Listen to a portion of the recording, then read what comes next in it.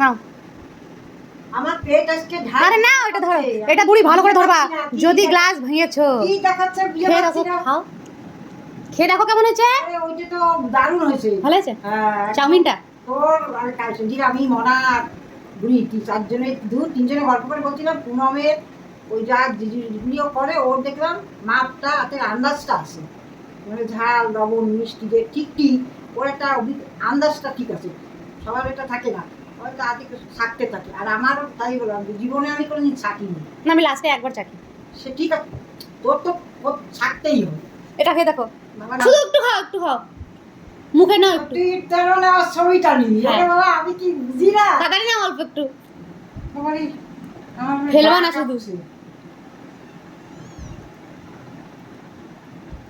ভালো হয়েছে, অপূর্ব।